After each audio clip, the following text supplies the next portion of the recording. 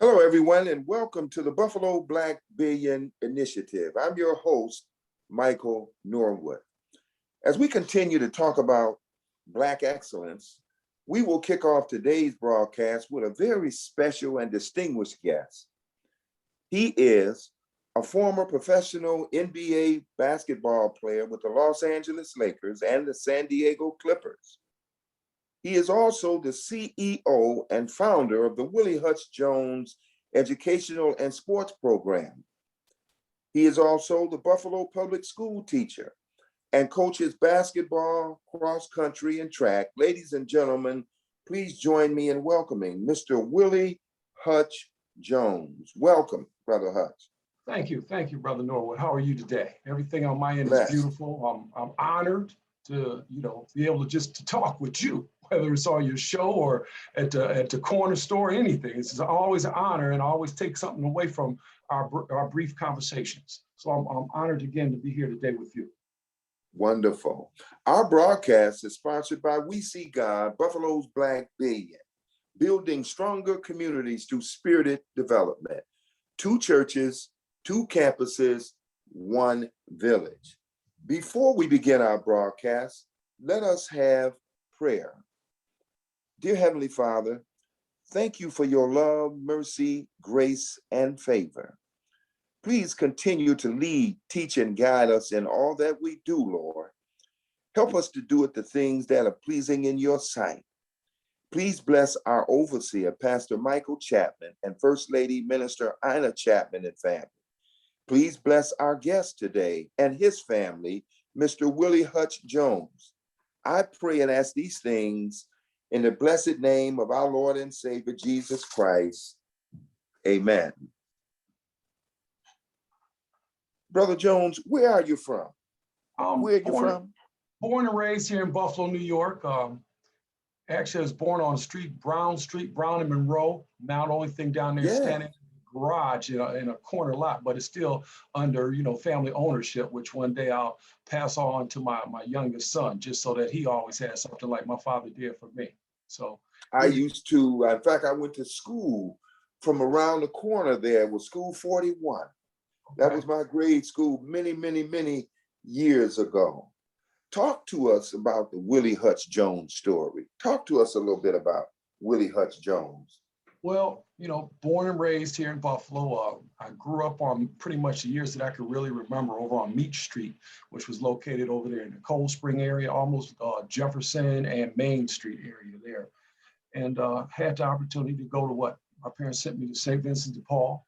And from St. Vincent de Paul, I ended up going to Bishop Turner. And I always say Bishop Turner, that was before. A lot of people remember Turner during the Carroll years when they combined, the diocese combined the schools. But when I was there, it was just Turner. And got out of there, I had an opportunity. I started getting a few different skills in my life at that point, and, under the tutelages of people like you, because it was always a bridge builder out there that kind of taught us younger guys, how to behave, how to play, and, just have good character. It was back in those days, it was kind of like you had your family, but you also had people who were guides and mentors, even and really, they didn't really say too much about mentors, and it was just people who guided you the right way in their life, like a Bo Kirkland and Flakes, Freddie Flakes, and those guys, that area, your crew when you guys was trimming us in the park later on. But, I went to Turner. And, back in those time periods, even the family that I came out of, the child really had no say-so in where he wanted to go to school. I wanted to go to Lafayette, but I couldn't go to Lafayette because, my parents wanted me to basically, Turner. Turner was where they wanted to go, and they took care of their educational costs. And I still thank them because they knew something that I had no idea on. And I got a lot of things from going to, from that Catholic school and so forth in my life. Great school. Great athletes come out of there. Super great athletes. Oh yeah, hotbed. Almost like a DeMatha in Buffalo. From there, I went to Buffalo State because I had a major interest in industrial arts, and that was where I wanted to go. And I was a coach there named by Tom Brochelle.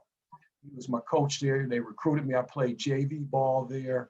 And also as the year went on, I progressed my skill level and ended up playing a little bit of varsity ball too, and then just things took off.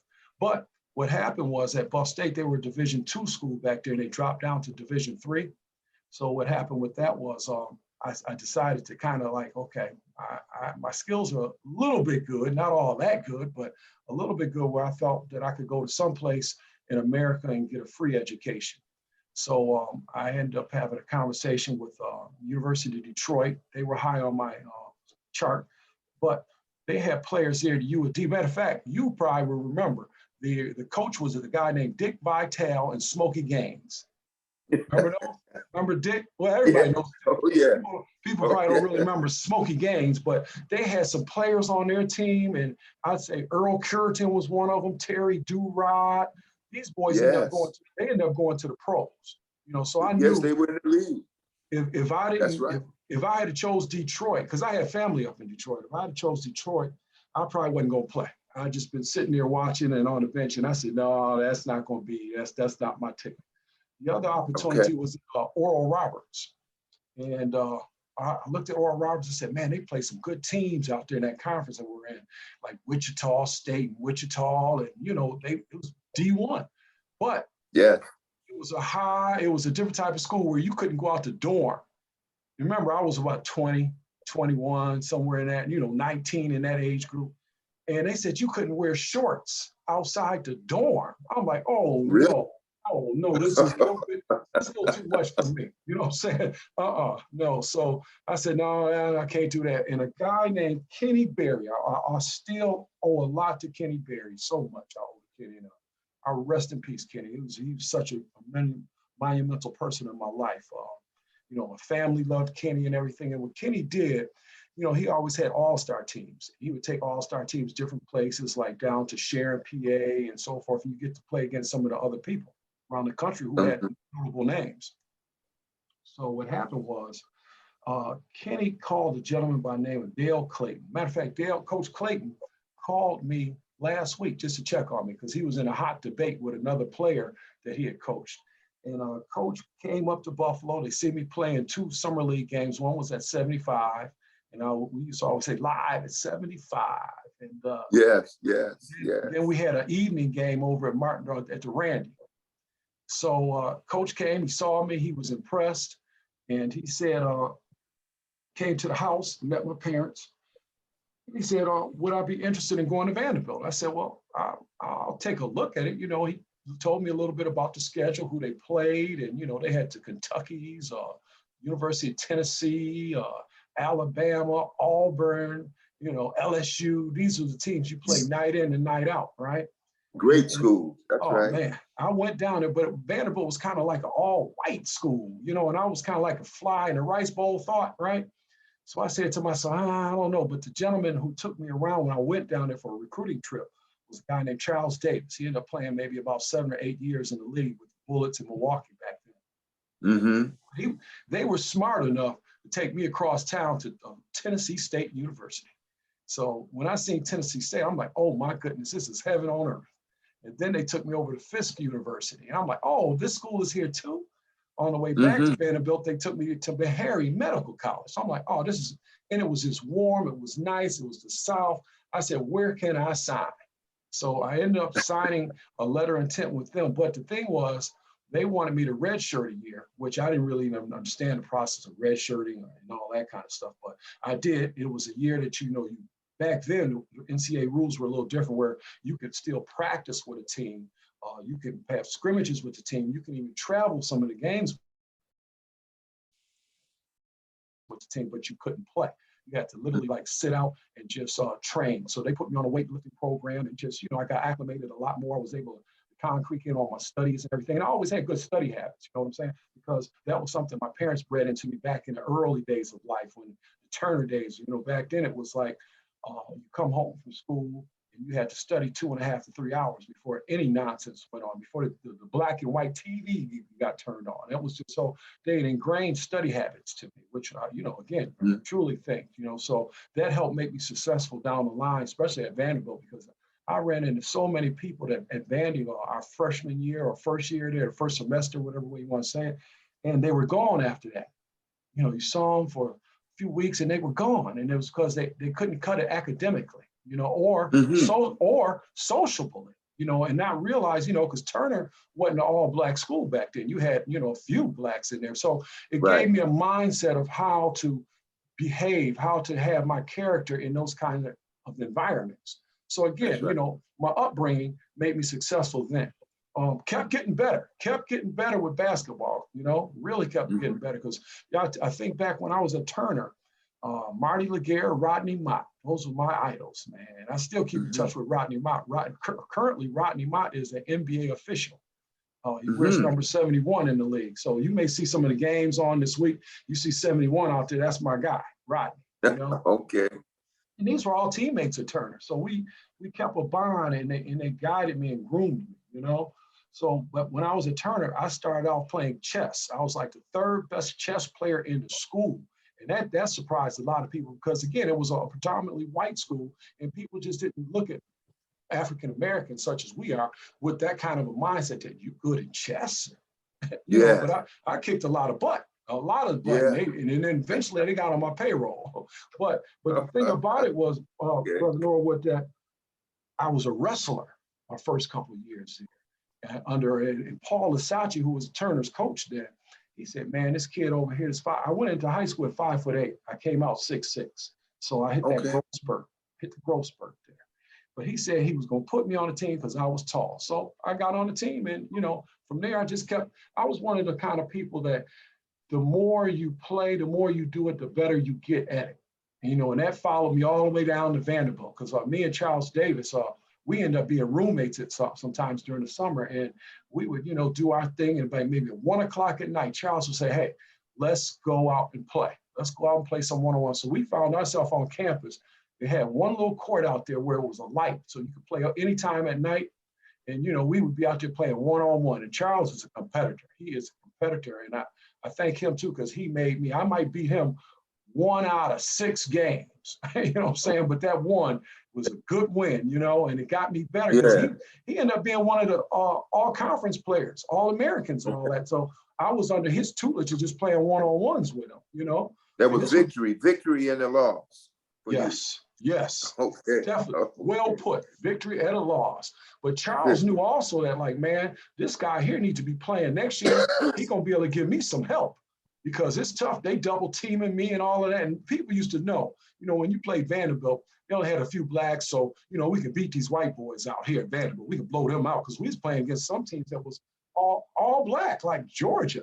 You know, they had matter of fact, who was at Georgia? Dominique Wilkins. He was over there at Georgia.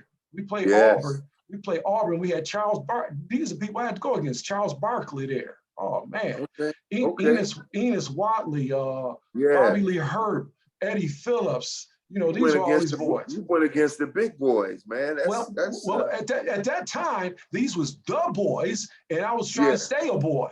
You know what I'm saying? So I was giving it to them. You know what I'm saying? I was representing the whole city of Buffalo going down there. You Yeah. know, and you know, I just kept getting better and better and better, stronger and stronger. And then one day, I got a breakaway dunk because I was trying to dunk on it. You know our mentality here was in Buffalo. I'll dunk on Yes. you. I don't care about Yes. winning this game. I'm dunking on you. That's You know right. how it was in That's the right. park. We was Oh like yeah. that, you know what I'm saying? You ain't dunking on me. Matter of fact, you ain't getting nothing. You know, that was what was Right. bred in us as ball players. You know how it is because you was there before us averaging 40, Yeah. before people couldn't get 40 points in one whole season, cumulatively. I don't know. You know? I tried to do a little something. It wasn't much. It Oh, see, wasn't you humble now. I get it because I'm like that too. Sometimes I don't even tell people I went to the pros or I got a doctor's degree or nothing like that. I'm humble. Yeah. You know, I realize that I'm a servant of a supreme being. You know what I mean? And that's the blessing that I have, and that blessing has been extended over my family. And Praise you God. know, my sister always tell me I should write a book. But man, if I wrote a book, oh my goodness, I had to use different people's names because you know, getting with the Yeah. Lakers, which is down the road. Oh man, James Worthy was my Yeah. boy. He was my boy. You know, but let me back up a little bit. Vanderbilt, right? So kept getting good. I did a 360-degree dunk in a game, and it turned them out. Mm-hmm. Nobody in the conference, I don't think nobody in the country at that point, back in early 80s, did a 360 in a game. Immediately after I landed, our coach was named, found out he was a little racist later on. He had a different agenda, okay? Okay. He called a timeout and took me out the game and said, this is no place for no show business stuff like that. And he took me out the game. He immediately took me out the game. Really? And put me on the bench. Yeah. But that gave the crowd. Oh man, yes it did. That by the 11 o'clock news, every local news channel in Nashville was showing it. Matter of fact, they had spiced it up where they had me doing a 990. They kept saying, it blew it. And I'm talking about even my competitors, they knew what had happened because it was news. It was a news flash. And the crowd, though, they were bigger than the coach because they loved it. I became a hero at nighttime. Man, and Mike, oh my goodness, it was such a great blessing, man. Such a great, and my boys on the team, they knew it was coming. They said, Hutch gonna do it. If Hutch get half a chance, he gonna do it. Because I was always doing it in practice and everything, you know what I mean? And I perfected it to be able to do it from any angle coming to the rim. Okay. So, things got better and better and better and better and better and better. And all of a sudden, it was draft time. Matter of fact, I made Sports Illustrated Player of the Week because one week I gave Auburn, no, it wasn't Auburn, it was Florida. We played Florida at Florida, but I was sick that night too. That's the bad thing about it. I dropped 32 on them, all right? And missed maybe 3 layups. Maybe 3 layups I missed there, because I wasn't shooting threes. No, I was, around the basket, bankers and all that kind of stuff, or dunk on you. And then the next night we had our senior night and we played the University of Alabama. And I dropped 37 on them, and I must have had about 8 dunks in the game. And it was over. Sports Illustrated got in touch with us and said I was actually the best player that week in the nation. Praise God. Okay? That's the level of things went to from being a wrestler and a chess player at Turner. So now it's time to get drafted. Long story short, I was the 2nd pick of the Los Angeles Lakers. The young man who got picked before me was a guy named James Worthy, who was All-American. He was the first player in the draft. Yes, he was. I was their next player they took. And I played with the Lakers for a short time period. My fate was sealed when they picked up a guy named Bob McAdoo. They got McAdoo back from Philly, and a guy named Landsberger came back. He broke a contract over in Italy, and he came back. And see, Pat Riley, good coach, man, perfect, man. I love Pat. He always said, we're not playing and preparing for the season. We're preparing for either Boston or Philly. And that's how they roll. And you know what? I'm gonna tell you, our practices were the most competitive ball I played in my life. Okay, no matter who, where, what, just in practice. And we were doing 2-a-days. It was the best run that I had ever played against, you know? So when we played other teams in the NBA, oh man, it was easier than practice. In practice, if it was like, Mike, it was like this. If in practice, if I shook, who was on me? Maybe Jamal Wilkes, because he was the forward. If I shook him, I only could get maybe 2 quick dribbles off because Norm Nixon or Michael Cooper would strip you. Because they was the defensive player backcourt of the year anyway. So you had 2 dribbles. So now you got to do something quick. And you know what? It's somebody like how you standing there right now looking at me. That's what Kareem was doing. He was just sitting there. And if you got a shot off, he didn't throw it out of bounds. He threw it back to the guards, and they were starting to fast break. It was showtime. It was showtime. That's just how good these players were, you know? And I think sometimes too, I'm glad that I got the experience of being with that group of people. But I think if I'd have got drafted by maybe Indiana or Seattle or somebody like that, I would have stuck. But the thing about Los Angeles was maybe if it was 12 players, I'd say maybe 9 of them guaranteed contracts. So, you know, even if you was better than them, okay, you wasn't going to be able to make the team because they had guaranteed contracts. But I enjoyed the situation. I got cut. That was wow. Getting cut back then that was like a bitter pill, man. That was a bitter pill. And I didn't even come back to Buffalo. I stayed with my sister who lived down in the Bronx. Stayed with her. And then finally I came home. You know, one of my friends named Bobby Funderburg. We played against each other, grew up together. He came by my house one night and he was like, Hutch, he brought me a bottle of wine and said, Hutch, let's get out. I said, what are we gonna do, Bob? He took me down to the trough and there was a guy there named Gil Scott Heron. Yes, sir. We went to see Gil, right? And I'm like, oh man. So, you know, I'm like, okay, I'm coming out of my this shell I got, from being rejected. I got home that night, and my mom, she used to always, if somebody called me, she would leave a note on the bar right there when you come in the house. And she said, tomorrow, give a guy named Pete Babcock a call from the San Diego Clippers. I said, what? San Diego Clippers? And I just said, I'm back, baby. I'm back, right? And I called them the next day, and they said, yeah, we're making some changes. We need a forward out here in San Diego. And you know who was on San Diego's team? Oh, yes. Our guy, Randy. Our guy, Randy, right? That's right. So, so I already had a bond with Randy. So when I got there, I was his rookie. In the league, every veteran got their own personal rookie. It's like pledging a fraternity again. That's right. I was his rookie. Rook, go over there and get me that. Rook, carry my bags. Rook, open the door for me. You know what I mean? So I was his personal rook, which was cool because Randy took me everywhere. Randy would go literally from San Diego all the way up to LA just to get a haircut. And I'm like, well, I'm going with you, Randy. You ain't leaving me here. And I say, well, Randy, look, I'm not trying to follow you here. Just drop me off right here. And at a certain time, I'll be here when you say, and we can go back down to San Diego. And that's how me and Randy was rolling.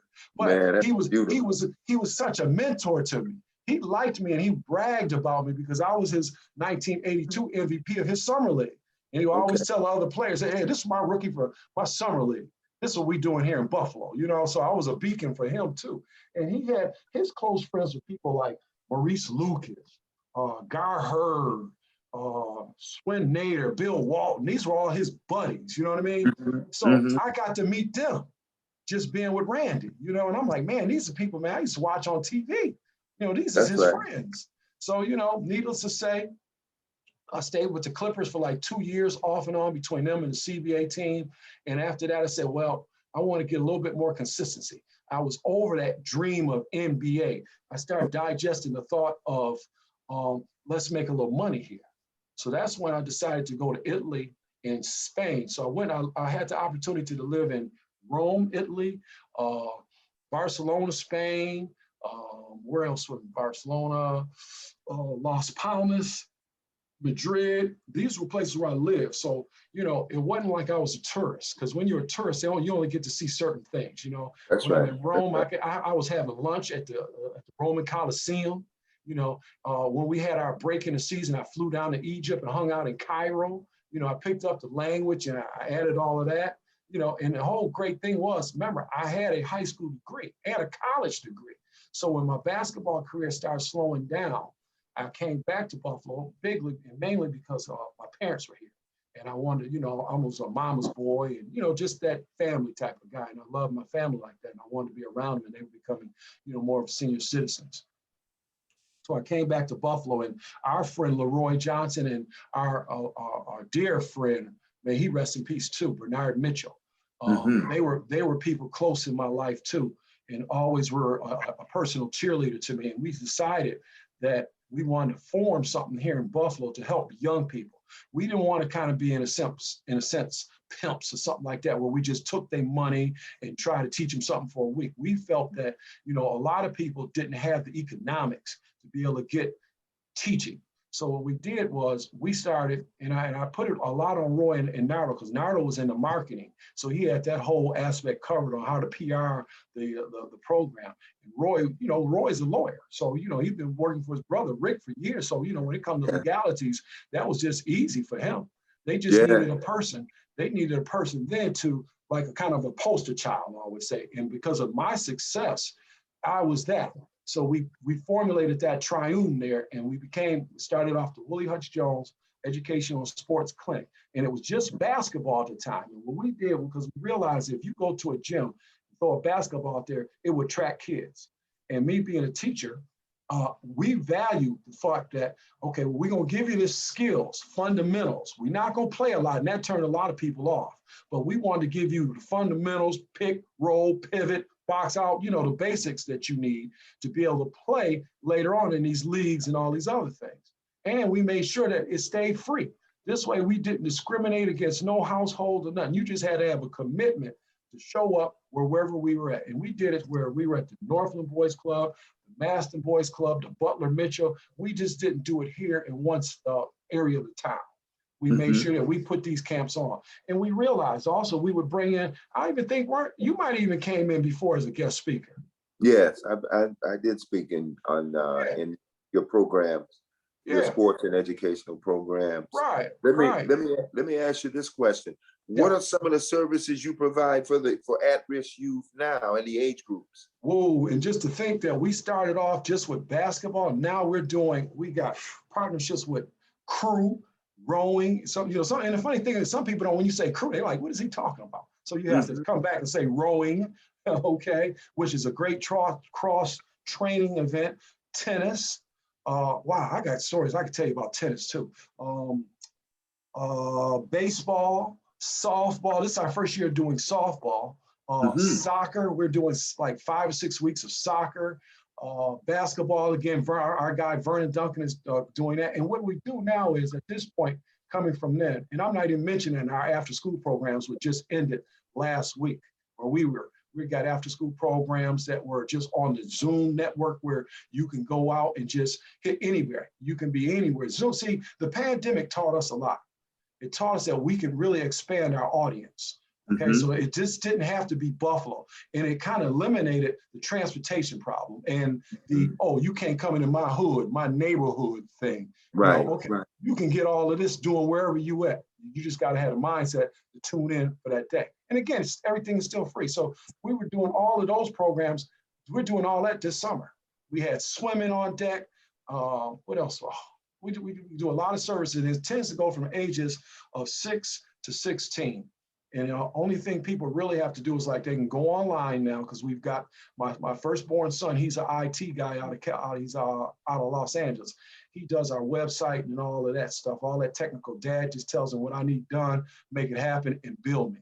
And it was funny. The first time my son built me, I said, no, take this back, man. Double this up. You got to understand the game is, you can't charge me pennies. I want you to charge me like I'm a stranger.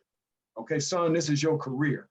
All right, I'm one of your clients, So he does that. He does our website and everything. So people, only thing they have to do now is go to whjsc.org, and pretty much everything is there.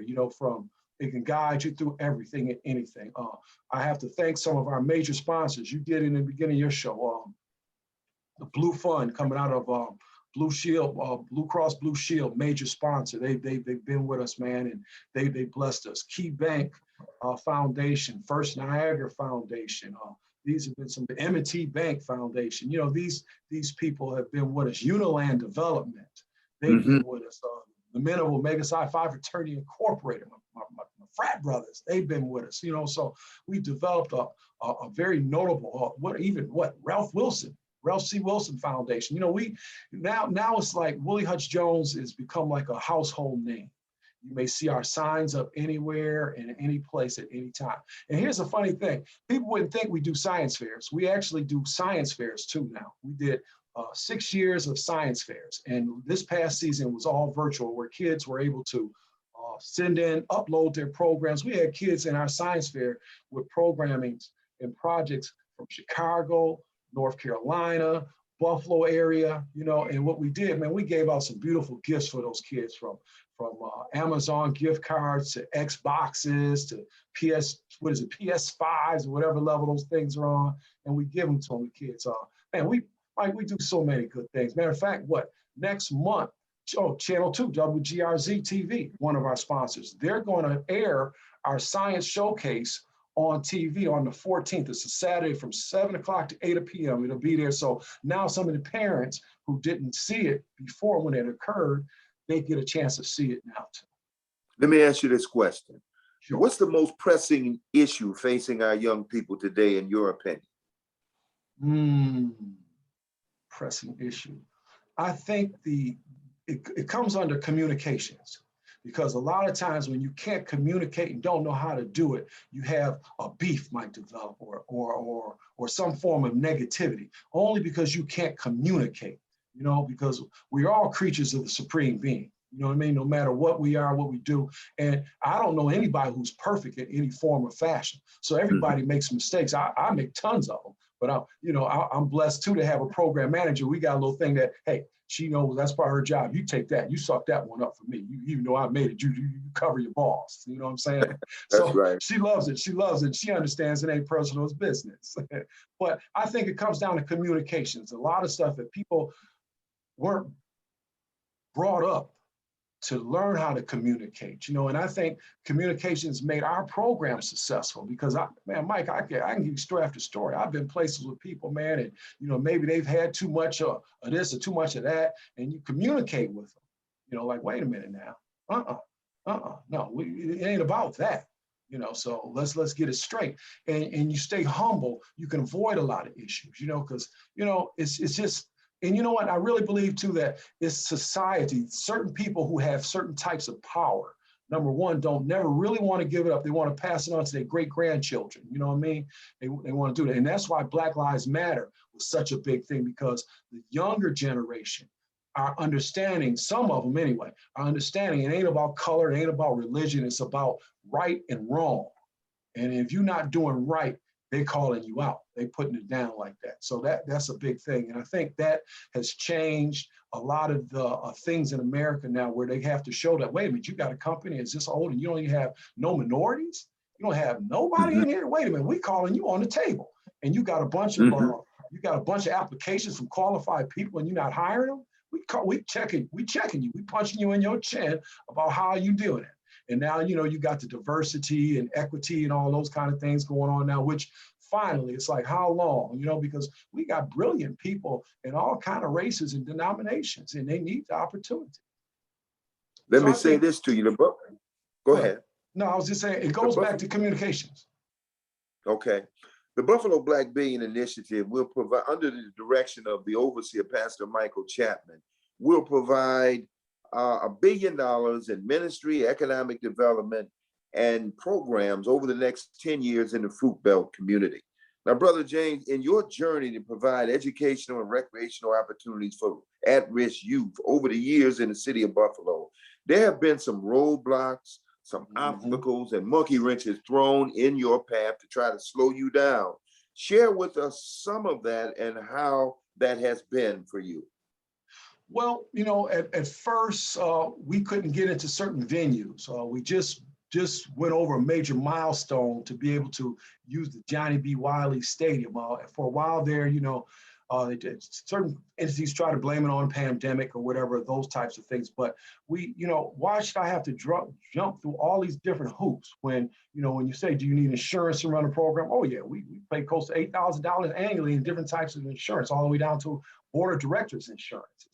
It shouldn't be any holdback when we're one of the rare programs. I really don't know too many other programs in this area that are doing all the things that I named earlier for free. And we just didn't develop this last year. This is our 37th year. I have, 37 years, over 3 decades of years of service for free. Now, don't get me wrong. We will take monies, because we got grant writers out there. You got these billions. We do run programs in your area, so I'm gonna hit you in the head too, that some of them billions, drop a few over here to this program. We'll make sure you get the paperwork that needs to be. We got a track record of success. We need to get it, to continue to service these things. But truthfully, I think that certain things like the county, the state, the city, we should be like a earmark annual item, where if you got $1 billion, X amount of money should be going to this program, whether I'm alive or not alive, okay? It should be earmarked to this program because of the results that have been concurring over the years, and trust me, when you got people like Uniland, you got people like Key Bank, these are some big hitters out here, right? If something is wrong, one little iota of a thing is wrong with your organization, you're not even getting into the door.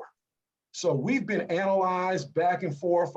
We got protocols where, we doing temperature checks, fingerprinting, background searches, all those things. We even have programs in the Erie County Youth Detention Center until this pandemic thing hit. So, we're everywhere. And then people are like, what you do there? We're in Lackawanna doing things. So, you got to be really careful, number one, on organizations that are out there doing things. But when you've been out there this long and doing things with these kind of people and they're supporting you, you know what I mean? It's a beautiful thing. But again, we should be an earmark item for these organizations every year. You know, so it shouldn't even be to the point where we got to keep doing these proposals and stuff. It should, this snowball is already rolling downhill and it's gigantic at this point. You know what I mean? And it's not like, you know, in the beginning, people were saying, oh, you guys are a Black organization, or you guys are, you don't have programs, you're not servicing our kids over here. Really? You know, look at my board, look at my staff. It's diversity. You know, as a matter of fact, you know as well as I do, to be successful, you got to have some women on your team. And Team Hutch, man, there's some bad women, some bad sisters out there. And a lot of times they're attracted to us because their children or family member has been involved in our programs. And they say, well, wow, you know, and it's still people in our area that never heard of this program. After 30 something years, they still haven't heard of us. So, you know, what's your most pressing need right now? The Willie Hutch Jones Sports Educational Program, what is your most pressing need at this time? Several people on our board feel that we should have our own building, educational and sports complex. They feel that way, you know, where all of these things can be done there versus us, you know, trying to get a field, get some time over here on this field or something like that. We should literally, I'm not sure if you ever heard of the Joe Dumars complexes in Detroit, where he has like maybe 8 basketball courts, hockey rink in it. All of this is on this plot of land that he has. Something like that. This way we can also provide job opportunities to some of our graduates from our programs who have, you know, different things. We already have an internship program where we get, you know, internships from like Canisius students there. They come and they, you know, they partner on with some of my veteran staff members to gain experiences. We've done that with the high schools where certain kids need X amount of community service hours to graduate. We've done it with the court system where they send us kids and we guide them and bless them like that also. So, you know, I think if we had a sports complex, you know, and build it, you know, Uniland, I know you're out there and you hear me, let's build this thing from the ground up, okay? And be able to provide year-round opportunities there where we can even tie it to the transportational system. Look, bus these kids and these students to our complex. And then after that, come back and bus them home. Eliminate, you know, those things like transportation. And at the same time, you know, we want to keep the virtual aspect so that now we're just not caught up here in Buffalo. You can tune in from Rochester. You can do these things from different places. You know what I mean? Something like that. I think we're really kind of ready to go to that level. And, you know, we got the logistics, you know, like again, Roy, he's a lawyer. You know, he would work out all the legalities to it, you know what I mean? And they can name it the Leroy C. Johnson Building or something like that, you know? We move on with it, but we want to have a legacy here. We don't want this thing with me and Roy, because Roy is about 2 years older than me. We don't want this to end just because, you know, we call and get wings or whatever, you know what I mean? We want this to keep going because your grandchildren can benefit from this. And we want to have something there so that others can continue. You know, we don't want to be, in a sense, a fly-by-night, even though we're 37 years old. We want it to continue to be there because it can keep touching lives. And that's what we want to do. Brother Jones, we'd like to thank you for joining us today. And we'd like you to come back. I mean, there are so many questions I have for you. We're going to need more time. Okay. Because, Brother Norwood, you know how to reach me. You know how to get me. You nailed me down this time. Yeah, I couldn't do it yesterday because I was out at a golf tournament. We were sponsoring a golf tournament out there. So I have a number of questions. We need to do a part 2 on this because I'd like to get you back. In fact, if you, I will call you and try and we'll do a part 2 because there are a number of things that we'd like to get your opinion on. You have a fantastic program. It should be replicated around the country. And we are very proud of what you're doing for our at-risk youth. And so we are extending an invitation to you to come back very, very soon. We're going to do a part 2 to this. And we thank you again for being with us on the Buffalo Black Billion initiative today. It's my honor to be a guest. Thank you. You're welcome.